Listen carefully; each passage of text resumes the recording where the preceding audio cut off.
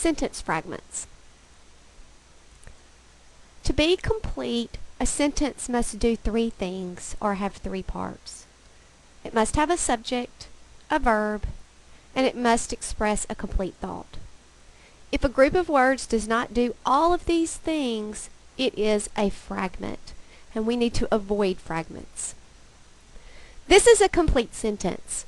Notice that it has a subject, my homework, a verb, is taking, and that it expresses a complete idea. I am tired.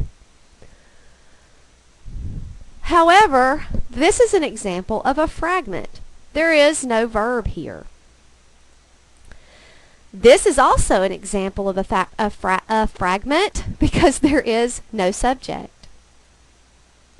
Because my math homework is taking every waking hour is also a fragment because it doesn't complete an idea. What happens because math homework is taking every waking hour? Are you losing sleep? What happens?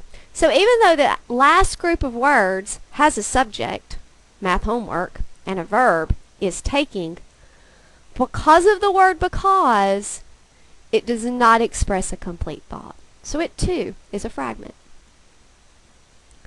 You can have fragments that are simply phrases, a group of words that is missing a subject or a verb or both. So it cannot stand alone as a sentence. When you punctuate a phrase as if it's a sentence, you create a fragment. Look at this example. The sentence in black is a complete sentence. It has a subject, I, it has a verb, tried, and it expresses a complete thought. The words in red, however, are simply a phrase, such as bribing the professor. There's no subject, there's no verb, it's just a group of words. So the best way to fix this fragment is just to connect it to the sentence before it. And you get a sentence that looks like this. Same thing here. The first sentence is a complete sentence. The second is a fragment. It's a phrase fragment. And again, correct it by just attaching it to the sentence before. So, there you go. You can also have incomplete verb fragments, where you use a past or a present participle without the helping verb. For example, this ing word here is a present participle.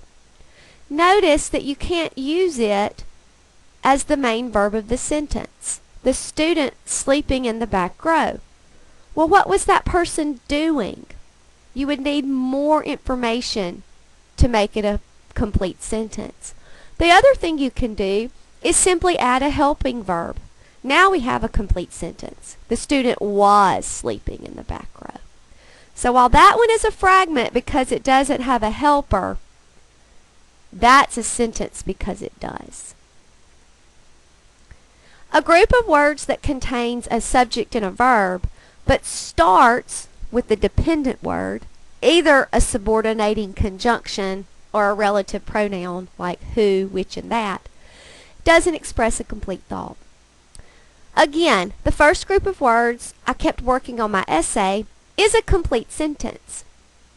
The second group of words, although I was tired, is a fragment. Now notice that second group has a subject I and has a verb was.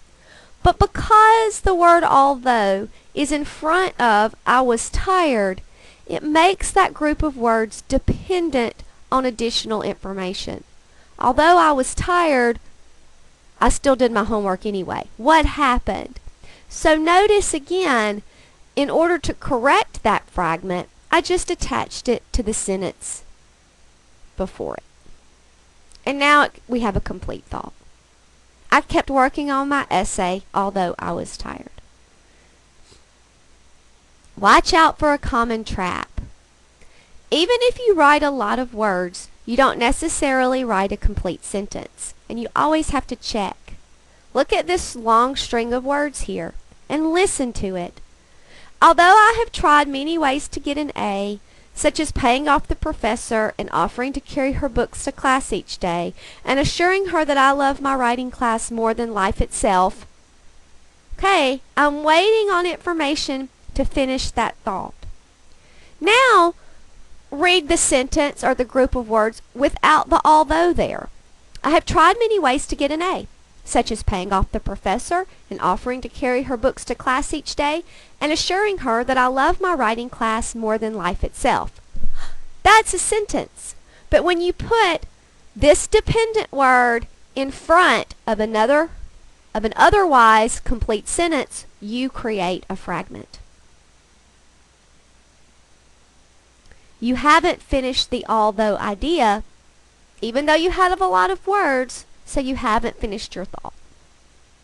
But you knew that because you remember that a sentence is not complete unless it has a subject, a verb, and expresses a complete thought.